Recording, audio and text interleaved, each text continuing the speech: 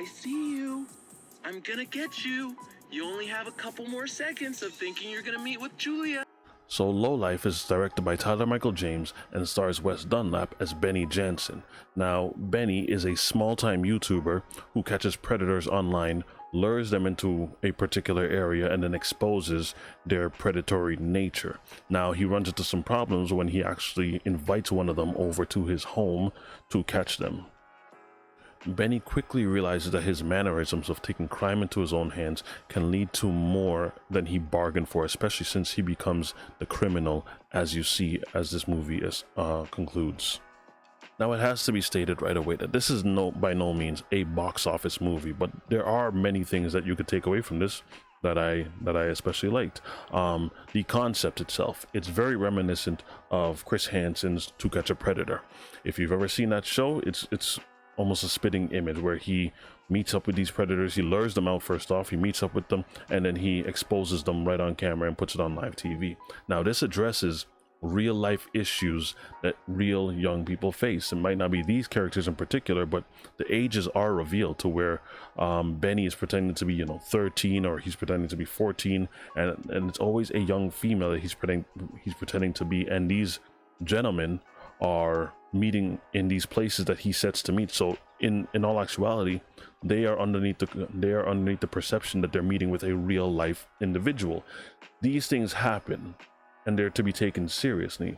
Now, another thing I especially liked was the camera work. For the budget that they have, I think they did a good enough job. The reaction of the predators within the first 5 minutes, and then the young lady's father, the one that causes things to escalate because he becomes the victim, for more or less.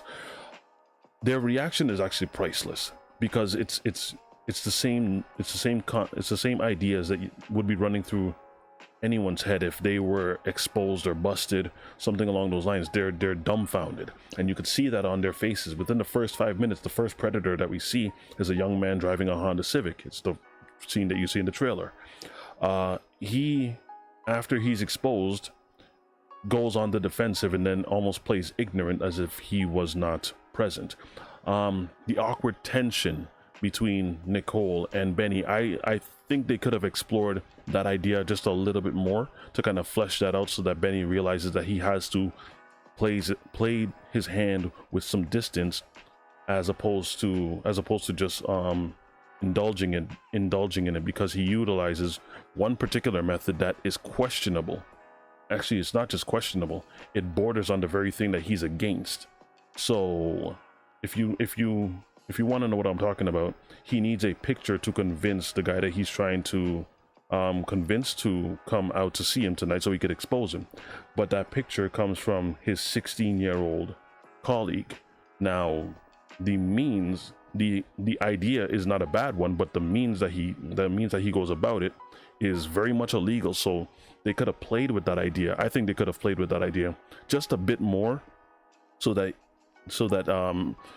you see the kind of tension that goes in between his head, where he now realizes that he is slowly becoming the very predator and utilizing means that are illegal to get to his end goal. Right? I think they could have just done that a little better, but it is not just things I like. There are some things that I dislike as well.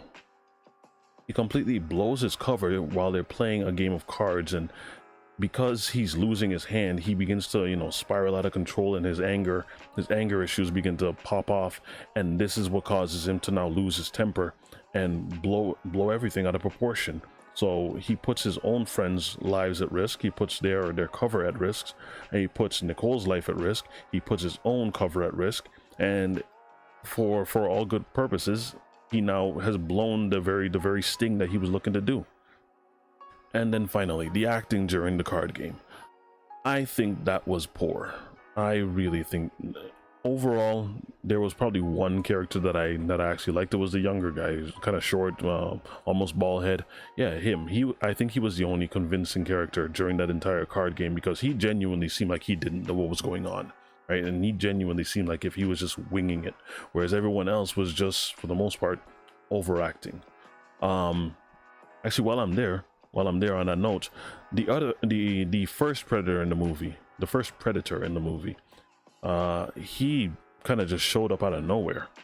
Like he didn't really consider the fact that he tries to frame Benny by committing murder, but does not take into consideration that the very act that he's about to do and then relate to the police is going to cause him to be exposed as well. So maybe he's just said, well, if I'm going down, I'm going to take him with me. I don't know. Overall though, I think there were portions of this movie that I enjoyed. There were portions of it where I just found ridiculous, but I don't really think I'd watch this again. I think it was an okay movie just as a one-time watch.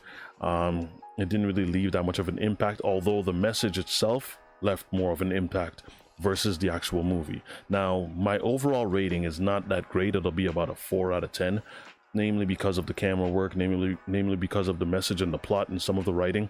Although I think they did a much better job in the first portion of the movie versus the last portion. They did not manage to stick the landing, in my opinion. So that is all I have for now. If you guys haven't seen this movie, I think it is definitely worth a watch. Give it a shot. It might even be a good opener to discuss for parents to discuss with their kids on some of the dangers that being online could present. Could be a very good opener. Altogether though, I think this movie is a 4 out of 10, and I'm going to leave my rating right there, and I will see you guys for the next one. See ya.